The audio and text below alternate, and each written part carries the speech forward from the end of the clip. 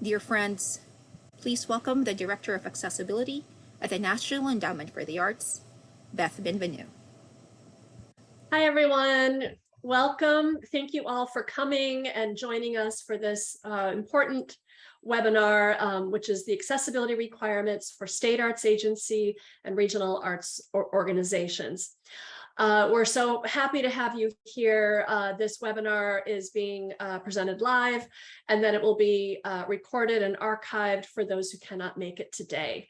We appreciate you taking the time to learn about and understand accessibility requirements for the states and the regions and for your constituents. So my name is Beth Bienvenue.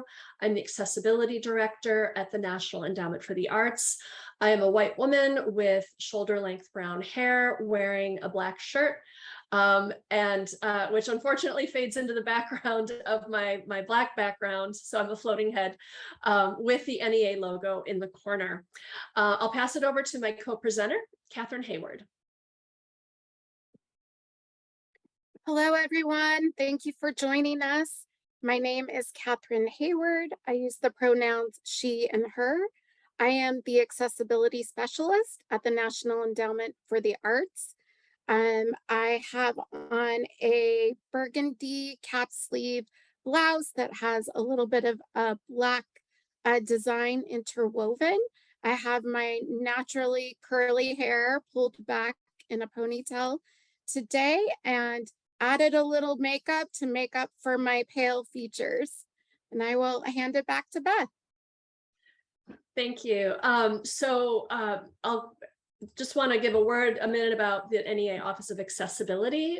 We are an office in the Programs and Partnerships Division at the NEA, and we work closely with the offices that provide the grants and the funding throughout the agency. We help to make the arts accessible for people with disabilities, veterans, older adults, and those living in institutional settings. And we provide technical assistance and training to applicants, grantees, artists with disabilities, and also NEA staff, and importantly, for state arts agency and regional arts organization staff. So I'm going to do a little bit of housekeeping right now. First, we're going to do a poll question. We did a version of this webinar in May, and so I want to see who attended that. This webinar will be a little bit of an overlap, but we're going to really tailor it for the states and the regions. So if Christine could put a slide up, put up the poll so we can see who attended that webinar. But we'll just keep going as you answer that question. So typically we give a version of this presentation at the peer sessions for state arts agencies and regional arts organizations at the LEAD conference and the NASA Assembly. But this year we wanted to do things a little differently to capitalize on the fact that we're all doing a lot of work virtually, and we have the amazing platforms for reaching everyone virtually. So we wanted to do this presentation on the Zoom platform so that we can cover all of this information and more people can see it. And then that also frees up time during the peer sessions for lots more conversation. We're not going to be sitting and watching a PowerPoint like we're doing today. So we're excited about this approach, and we look forward to hearing any feedback on that. And speaking of feedback, we have the Q&A box available if you would like to ask any questions. You can post them throughout, and if they are relevant at the time, or if we have time, we'll answer them, or we'll wait until the end. So let's see. Also, we do look forward to seeing many of you in August at the LEAD conference or September at the NASA Assembly. So we've been working with everyone to get people registered and look forward to seeing people in just a couple of weeks. And so this webinar is really going to drill down into what is required for the state arts agencies and regional arts organizations, as well as some of the best practices that can help you. So we have a lot of the must-haves the things that you must do. And then we have a lot of the nice to do's, the best practices that aren't required, but can help you make sure that your agency is taking a leadership role within your state, within your region, to make sure that that organizations know what they need to do for accessibility, and that your grantees are following the requirements.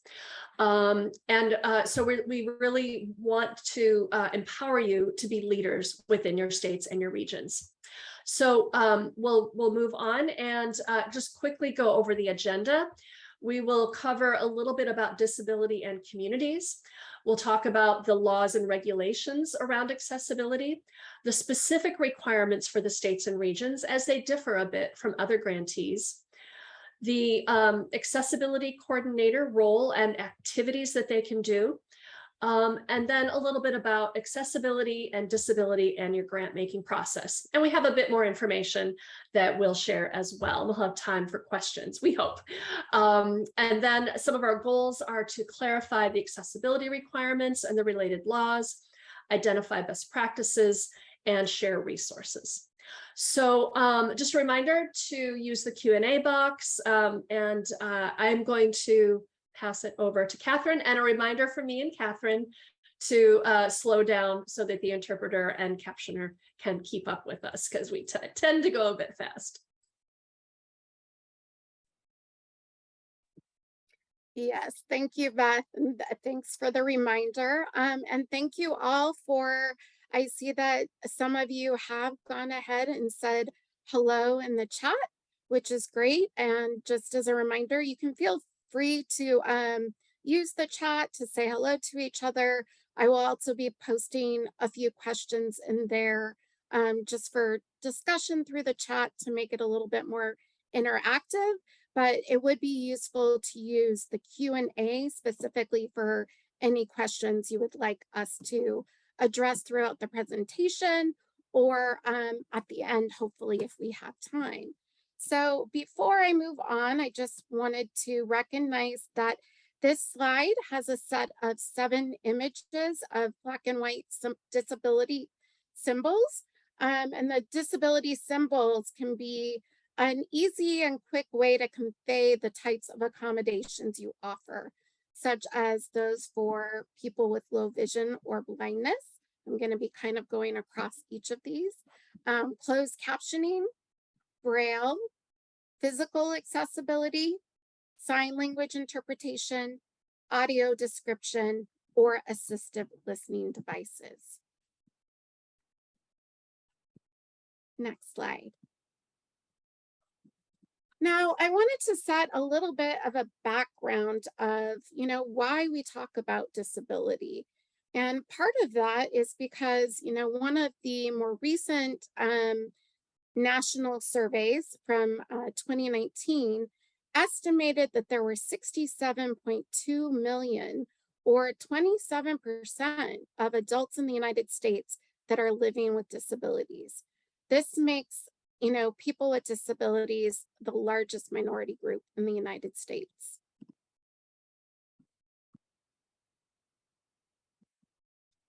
There are lots of different types of disabilities, and this is kind of a general overview of some of the disabilities to keep in mind. We often think about people with mobility or physical disabilities, or disabilities that may be a little bit more apparent, but there are lots of other types of disabilities, including an emerging community of people with long haul COVID, or people with other chronic health conditions. There are also people who are deaf or hard of hearing, those who have difficulty seeing, those who have difficulty with speech, those who are considered neurodivergent or have some type of cognitive disability, such as those on the autism spectrum, ADHD, dyslexia, and a whole host of other learning and cognitive disabilities. We also want to mention intellectual and developmental disabilities. An example of that might be someone who has Down syndrome. And of course, last but certainly not least, people who have mental health conditions. Some that we might be a little bit more familiar with include anxiety, depression, post-traumatic stress, but also keep in mind there can be other mental health conditions that may affect emotions or behavior. Now, while disability can happen to anyone at any time, we do see that some communities are disproportionately affected, including those from Black, Indigenous, people of color, also referred to as BIPOC communities. For example, the rate of disability among American Indian or Alaska Natives is 42%. And 30% of Black adults have a disability. Older adults are also more likely to have a disability. 44% of adults 65 and older indicate that they have some type of disability. And about 1 in 3 adults living in rural communities have a disability. And the reason that I mention these numbers and statistics, and if you refer back to our earlier webinar in May, there's an even greater list and more statistics if you're interested in that, is because the prevalence of disability across the United States means that your programs and grant making will likely engage people with disabilities in some way. And when we're talking about people with disabilities, we're not just talking about audiences or participants. We're also talking about staff, volunteers, board members, artists, students, as well as audience members.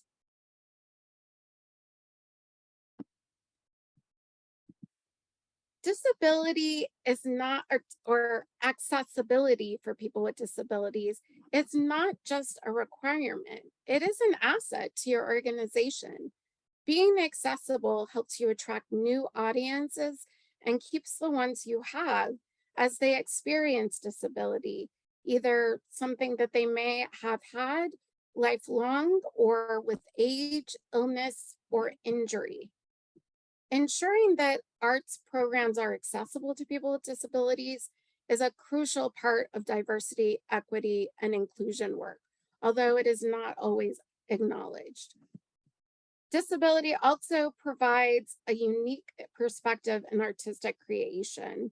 And, some of you may be aware of that work being done in your state. And if not, I would encourage you to find out about some of the specific arts and disability activities. We have also seen, with the pandemic, as we have expanded our virtual access, that this may have opened up and created a wider reach for you to work with audiences that you may not have attracted before because of difficulty coming outside of their homes or other reasons. But virtual access, from many of you that I've heard, has really increased some of the numbers of people who have been able to participate in your activities. And now I'm going to pass it over to Beth to talk about the accessibility laws and regulations.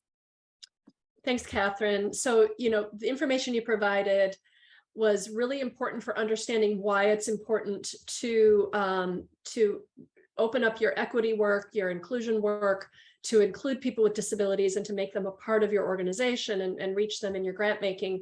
But there's also the laws that you must follow to ensure that people with disabilities are not being excluded. And they are the Rehabilitation Act of 1973 and the Americans with Disabilities Act of 1990. And I just want to make a note that this we can make this slide presentation available to you after, when we provide the video link, which will provide the links to these resources. So if you see a hyperlink in this presentation, you can have that available when you get the PowerPoint. So, and just to note that the downloadable accessibility symbols are available online. So the Rehabilitation Act, Section 504, you've probably heard of this. It is a law that prohibits discrimination on the basis of disability in programs conducted by federal agencies, such as the NEA. Any of our events and our activities must be accessible. And those receiving federal financial assistance, which includes all of you, and as well as our other grantees, and as well as your grantees that receive our funds as they flow down. It was passed in 1973. But it only affected federal agencies and those things that they fund. So after years of continuing advocacy, advocates and members of Congress worked to pass the Americans with Disabilities Act in 1990, and we are celebrating the 32nd anniversary this year on July 26th. So we hope that you are doing something to celebrate. And you have another week to think of anything you can do, blog posts, email distribution, something on your website. So the symbols are available at the ADA National Network at adata.org, or the anniversary toolkit, and we'll provide that link. So the ADA, when it was passed, pretty much covered most other types of organizations and agencies and companies. It prohibits discrimination and ensures equal opportunity for people with disabilities under Title II, which covers state and local government services, which is the state arts agencies and local arts agencies. Title III covers places of public accommodation and services, private organizations, commercial facilities, and transportation. So this is where the regional arts organizations come in, as well as so many more of our grantees like museums, performing arts, theaters, galleries, etc. So it pretty much covers everybody else. And the state arts agencies will have responsibilities under Title II to keep in mind as they work with their grantees and their constituents. And we'll get into a little more about that shortly. And to provide an overview of the law, this is just a high level covering of this. There's more involved, but we wanted to make sure you had the basics. So non-discrimination and equal opportunity, the provision of reasonable modifications, auxiliary aids or services that are necessary to achieve it. And this includes things like sign language interpretation, like we have here, audio description, large print, braille, assisted listening devices. There's a whole long list of options and ways to provide access. And that's also effective communication falls under this, and that's part of the law as well. And then it also covers basic standards of architectural access. So are your entrances, your restrooms, your parking, your ticket counters, and you as state agencies and regionals, you also have to think about your offices. Are your offices accessible to staff? If you have staff that you may not have anyone with a disability, but anyone can acquire a disability through injury or illness. So you need to make sure that your staff are accommodated. And then along those lines, equal access to employment, programs, activities, goods, and services. So again, it's kind of a high level, but these are basic things to keep in mind. And this covers all of our grantees. So what are the specific requirements for states and regions? So we're going to go through a number of the things that you have to keep in mind, both as you're submitting your partnership grant application and after you receive notice of the award. So in the pre-award process, as you submit your application, whoever in your agency presses the button and submits the application, you have to certify that you will not discriminate on the grounds of disability in accordance with Section 5 of the Rehabilitation Act and the Americans with Disabilities Act. So you're certifying that you will comply with that. And then once you receive your award, you must comply with the general terms and conditions. And these are all listed in the paperwork that you receive, and it's on our website. We can provide a link to that later if we aren't able to do it right now. So in the general terms and conditions, accessibility should be integrated into all facets and activities of an organization. Access accommodations are an allowable cost in your application and in your budget. And we strongly recommend adding those costs to your grant budgets. It's not required, but we recommend it because you need to think about your budget for accessibility as you're setting it up so that you aren't taken by surprise later or have to revise your budget. And then all organizations are legally required to provide reasonable and necessary accommodations for staff and visitors with disabilities. So, you may not be putting on performances or have a gallery, but you do have activities and you do have people coming to your office or participating in virtual events that you need to think about. So additional requirements as well, they include that you must designate an accessibility coordinator in your partnership agreement. And this is a person who will have the list of responsibilities and activities a little farther down. And then you also must complete a Section 504 self-evaluation. That's an evaluation of your facilities and your programs. And you must keep it on file for 3 years and review each year. So we'll talk about that in a minute. And all of your sub-grantees must comply with 504, and we'll talk about how to monitor that and monitor their compliance. And then finally, you must complete an accessibility questionnaire discussing how you will make your project accessible for people with disabilities. And we'll talk about that in a minute. So the 504 workbook, a self-evaluation workbook, all grantees have to complete this.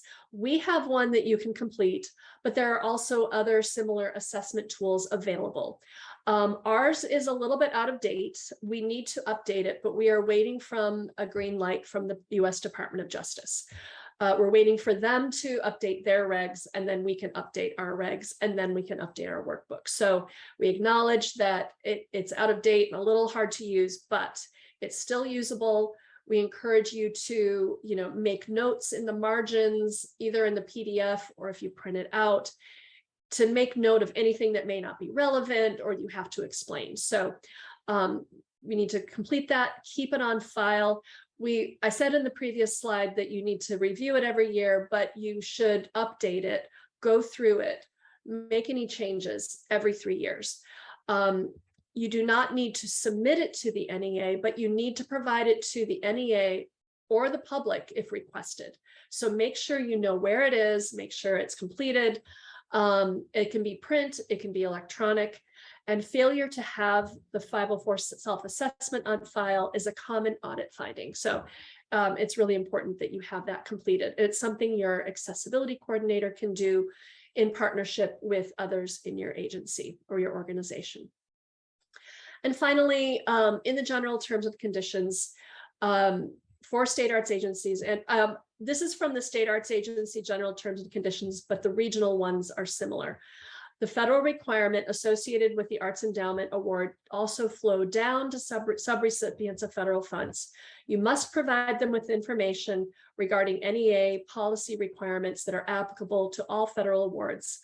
And this applies to all of our civil rights and other requirements, relevant requirements, but they specifically mention that all facilities and programs funded with federal monies must be accessible or must not discriminate. So these are things that you need to think about as you're working with your grantees and as you are developing your grant guidelines. And we'll talk about that in a little bit later. So I'm going to pass it back over to Catherine, who will talk a bit about the accessibility questionnaire. Thank you, Beth. Yes, and this slide is displaying the seven black and white disability access symbols that I described earlier. So I'm not going to go into those again, but just wanted to mention that those are on this slide. The accessibility questionnaire contains 2 questions. The first one addresses physical accessibility. So when you're answering about physical accessibility, you need to think about your venue and office spaces, anywhere that activities are going to be taking place. And specific to the state arts agencies and regional arts organizations, you also need to describe how you're going to obtain information about your subgrantees and their compliance in terms of providing physical accessibility for all their activities. Physical accessibility can cover a wide range of specific details about the physical space or the virtual space of where things are going to be occurring. Actually, the virtual space we'll talk a little bit more with programmatic. But in terms of the physical accessibility, some of the things to keep in mind are having ground level, no step entry. One little step is still one little step. So we're looking at, ground level, ramped access, or elevators to project facilities and outdoor spaces.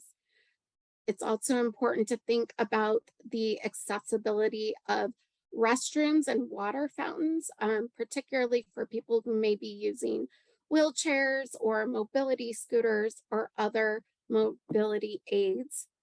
You also want to think about having integrated and dispersed wheelchair seating and any meeting or assembly areas, accessible parking, so that they will be able to be close to wherever they're entering.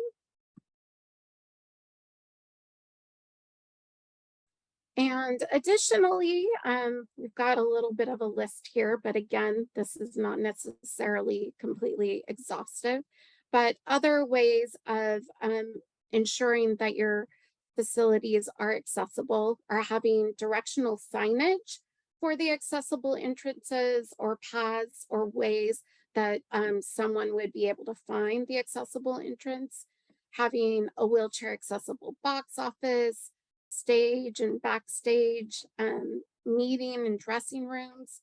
When it comes to exhibits, making sure that the display cases, exhibit areas, and counters are wheelchair accessible. You also want to think about, for artists and other participants in different programs, that the studios, classrooms, workspaces are accessible, and that you have accessible artist residency studios and living spaces.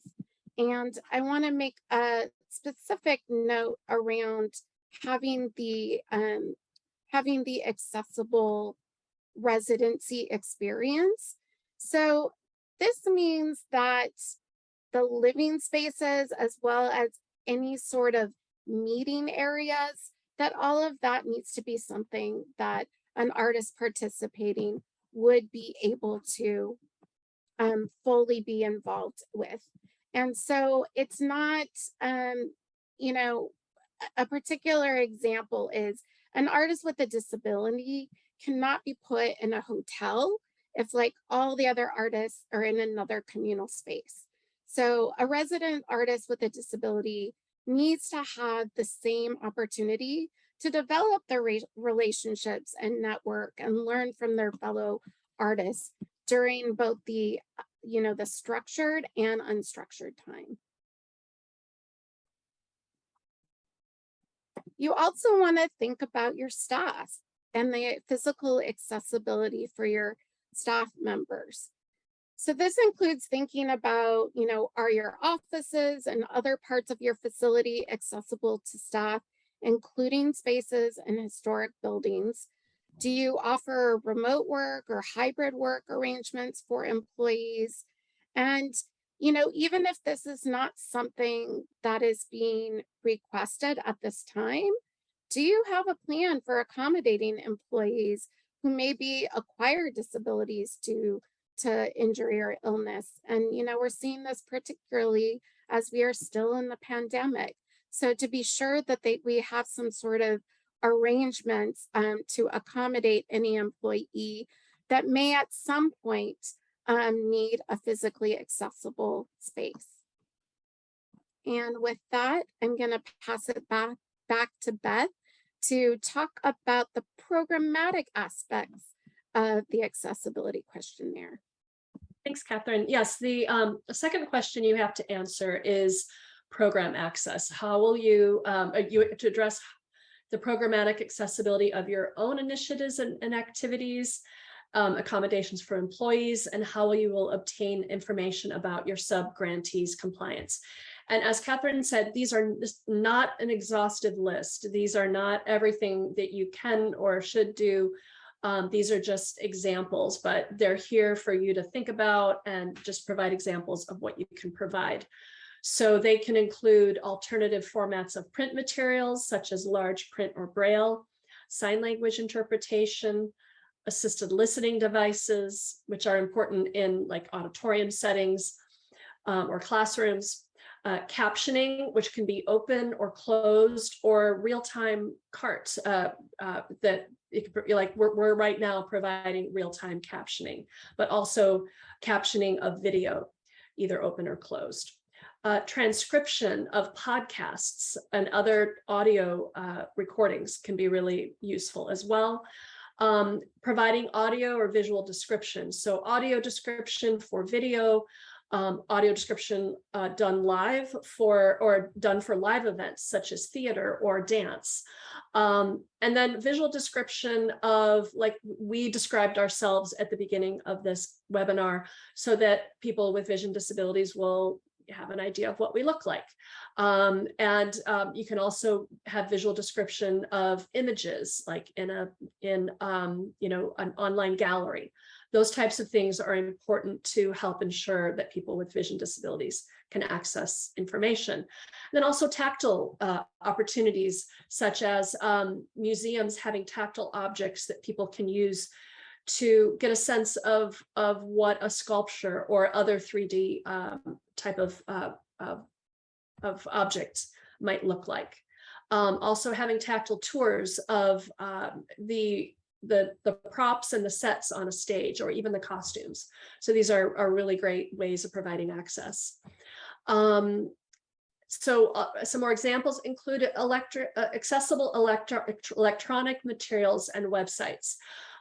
So you may be familiar with screen reading voiceover software that allows people with vision disabilities to access information on websites and other electronic systems and documents. There are ways to make that accessible, which we can't get into here, but there's but we'll have some resources at the end.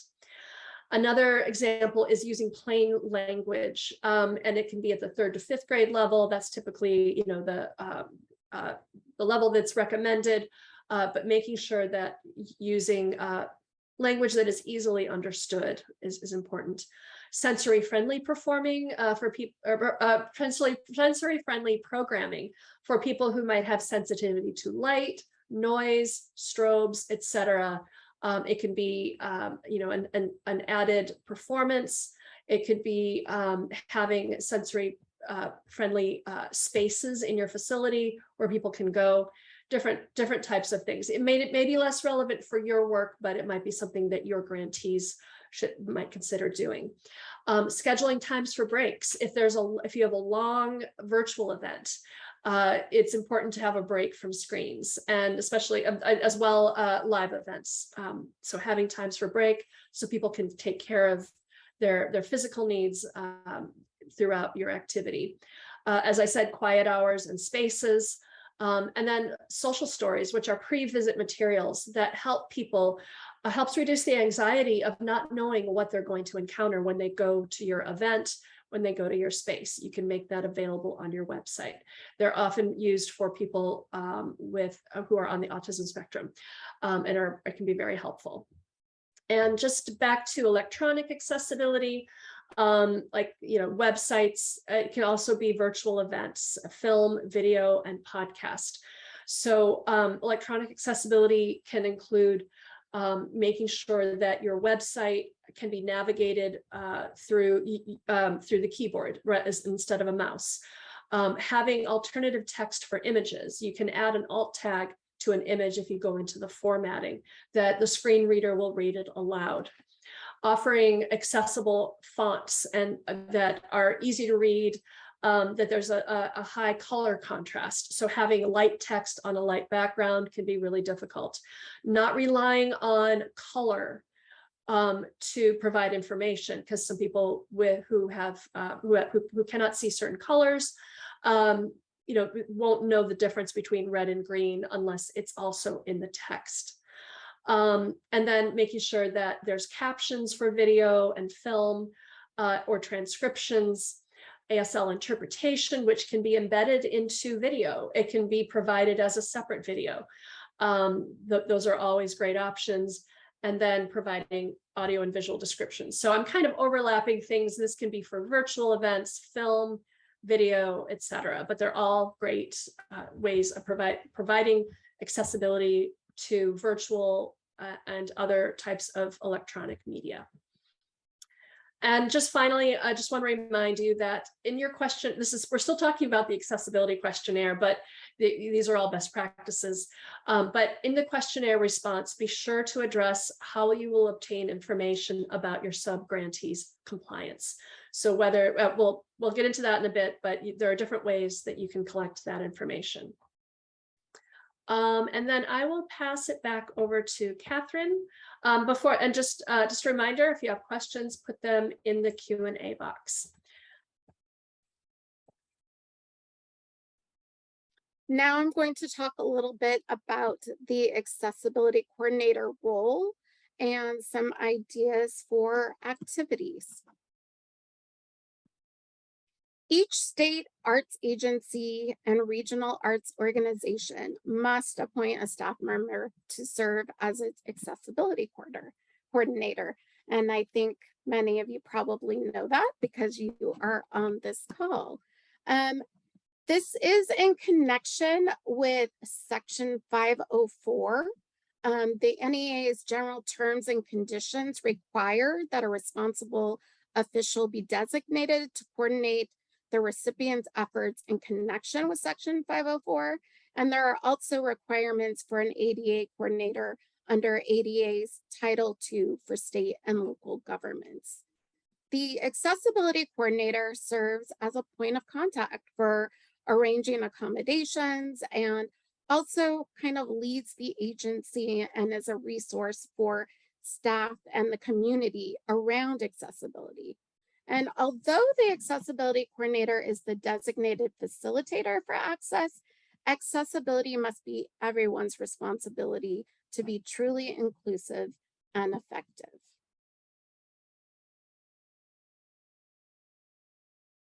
So one way that it makes it a little bit easier for others from the community and can be useful is to indicate the accessibility coordinator's name and contact information, such as their email or phone number on your website, and indicate what information around accommodations that are generally offered for specific events and which are provided upon request. Again, this is not necessarily a requirement, but something that makes it more useful on the end user's perspective. We can go to, yes. So I'm going to be discussing some activities that show possible ways that an accessibility coordinator can facilitate and really lead efforts around accessibility. So these can include assisting grantees and constituents with accessibility requirements as they relate to Section 504 and the Americans with Disabilities Act. They can also conduct outreach and educate constituents about accessibility requirements and anything that is related to your specific grant requirements. And Beth will talk a little bit more about that later. You can also educate your organization, including staff, your councils or boards, reviewers, and panelists about accessibility. And part of what can be really useful and is part of what we're trying to do today is to ensure that access is integrated into daily operations. And so that you're modeling what accessibility can look like. And that includes both virtual and in-person meetings.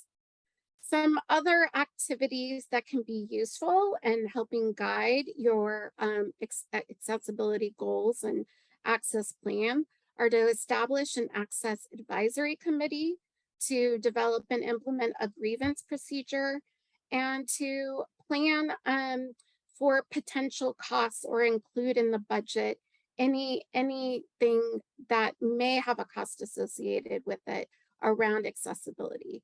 And I'm going to turn it back to Beth to talk a little bit more about these last 3 items that I mentioned. Yeah, Catherine mentioned an Access Advisory Committee, which we're actually going to be talking about at the peer sessions at LEAD and NASA. So just to dive into that a bit more, but the purpose of an advisory committee is to advise on grant making, new initiatives, and strategic planning. And you can phrase that in any way. Not all government agencies can have advisory committees, but you can just call them, you know, an access committee, a focus group, that type of thing. So they will help you think through what is needed to ensure that people with disabilities are being included in the most equitable way for grant making, anything new that you're doing, and your strategic plans. Also to assist with training. They can help by recommending trainers, by providing their lived experience within your training. And then also they can help you with conducting outreach to the disability community. They can help recommend grant review panelists, and just provide a conduit.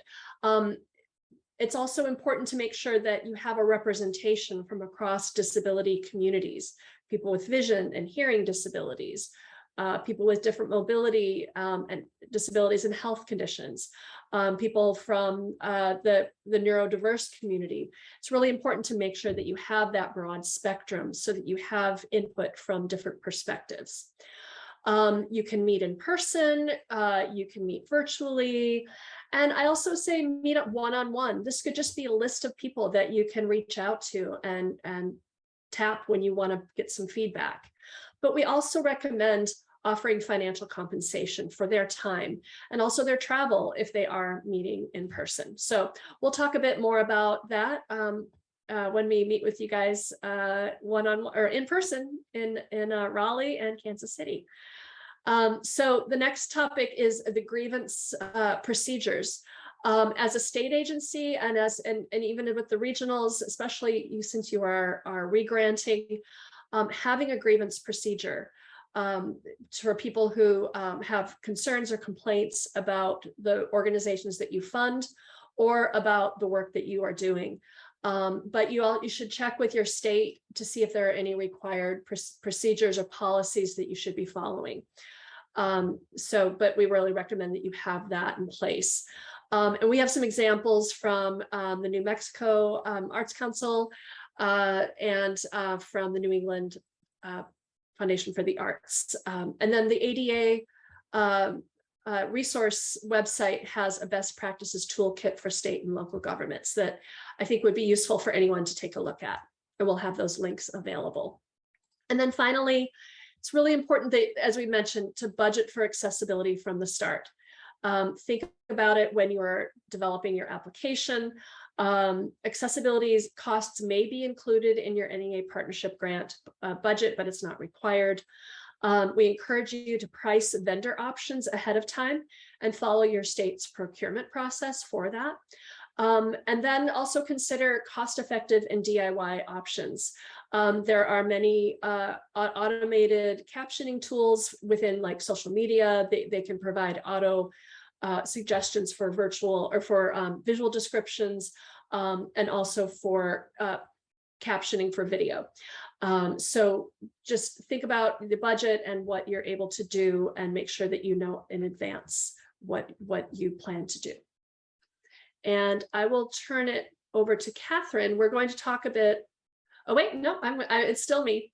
Okay, we've talked a bit about grant making and how making sure that accessibility is built into your funding process.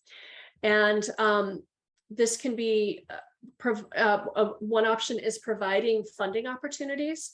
It can be for accessibility, funds for organizations to provide, to purchase assisted listening devices and captioning devices, for providing sign language interpretation and captioning.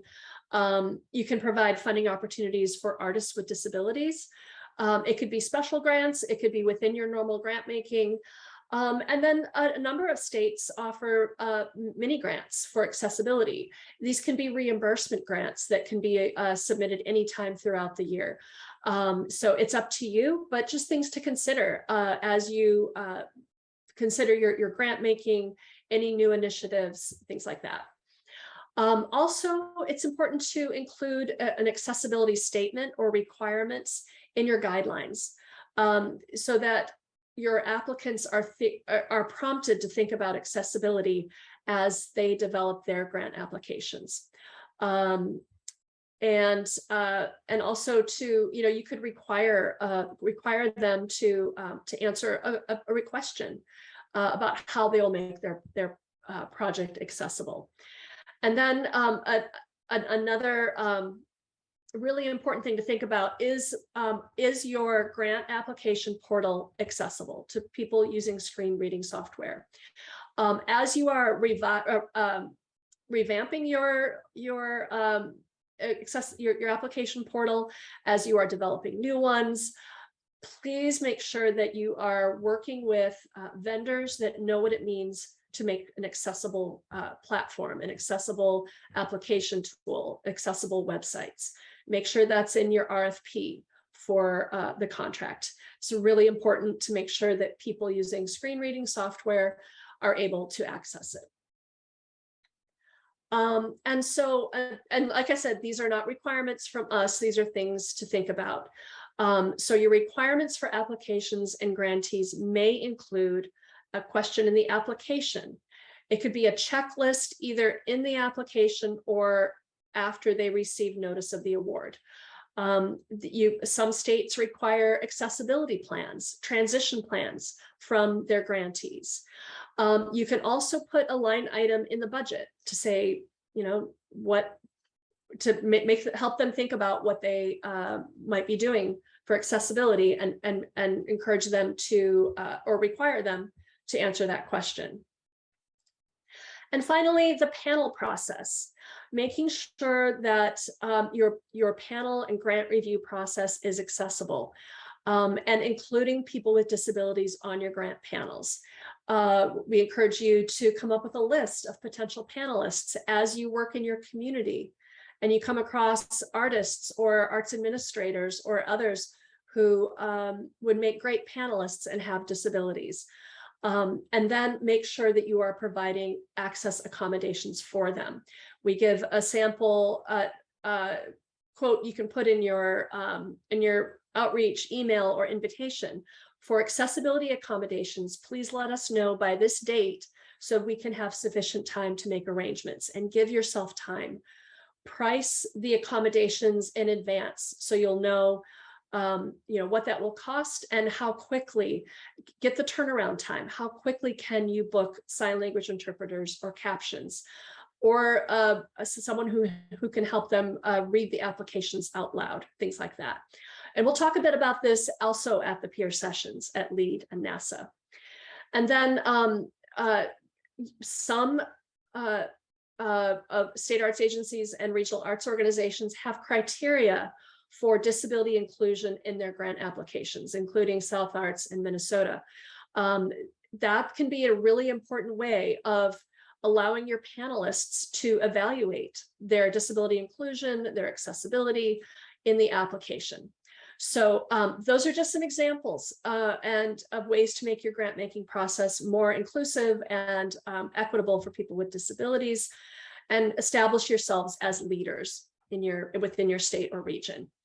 And now I'm going to pass it over to Catherine. We just have a handful of slides left, but we're running close to, we have about 9 minutes left. So pass it back over to Catherine to talk about just a few other things to think about. Thanks, Beth. I'm going to talk just a few things about improving the participation and representation of people with disabilities.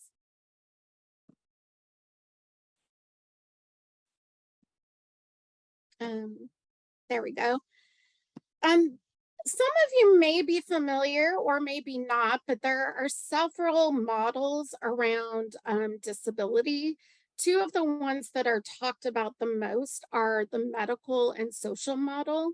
And the medical model really puts the issue or the problem within the individual, and that it's, the individual that must be fixed or must adapt or find a way to make things work. The social model says that an individual can thrive in an accessible world, and that the problem is really rooted in inaccessibility, and that once barriers are addressed or proper supports or accommodations are provided, that disability is no longer the problem. And one of the reasons we brought this up is because in your role or in your work around accessibility, the state arts agencies and regional arts organizations are kind of leaders in establishing and demonstrating the social model within their jurisdiction to really set the expectation through grant making and accessibility requirements. And I'm going to be going through some of this very briefly, and this is something that we can get in deeper at another time if those of you are interested. So one of the things you may see a lot that the disability community is still saying is nothing about us without us, which basically means that when you're talking about disability and accessibility, you need to include people that have the experience and expertise around what accessibility needs to look like. So ensure that people with disabilities are represented throughout your organization, and that can be your staff, your boards, your panels, committees, or really outreaching with the disability community. You can do a community needs assessment, partner with organizations serving people with disabilities, and engage artists with disabilities and those actively involved in the arts that may have disabilities. One of the things that came up on another call is sort of this question about, should we use person or identity first language when we're talking about people with disabilities? And person first language, so person with a disability, emphasizes the whole person and disability as one part. Identity first language, disabled person, which puts the descriptor in front of the person, really claims disability as an integral part of self. And there are a couple of communities where we do see this. For example, in the deaf community, they use the capital D to represent deaf culture, and that it is an integral part of their identity that they are deaf.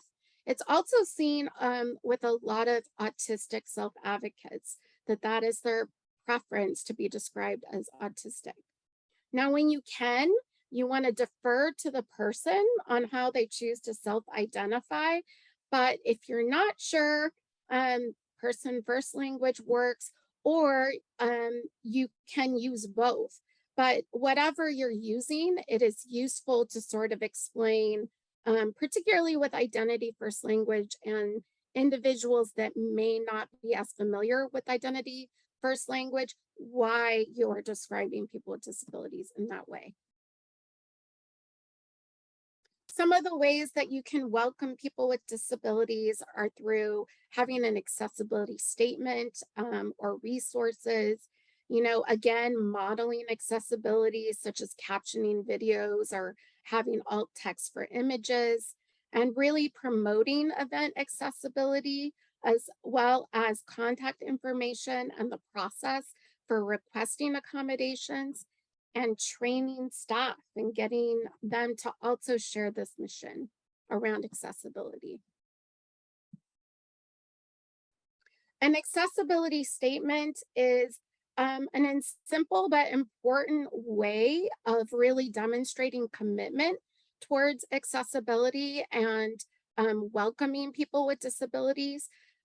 Some of you may have diversity, equity, inclusion statements. So, or where you're kind of listing a group of underrepresented communities that you want to outreach. So be sure to also include people with disabilities in that. And again, you know, really putting out there the process as well as any access services that are going to be available up front. And we have a couple of examples of accessibility statements. You can look at Arts Midwest, Kentucky Arts Council, Massachusetts Cultural Council. And again, this is just a short list, and I encourage any of you who are proud of your accessibility statements to let me know about them.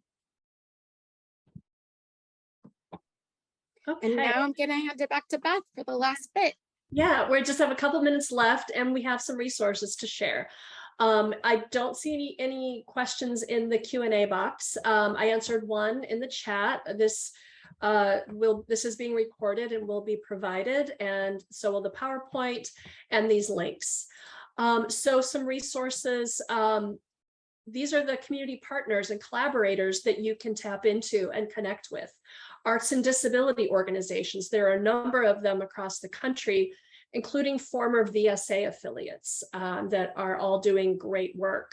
Schools for the deaf and schools for the blind, that there's typically one major one in every state, but there are others as well.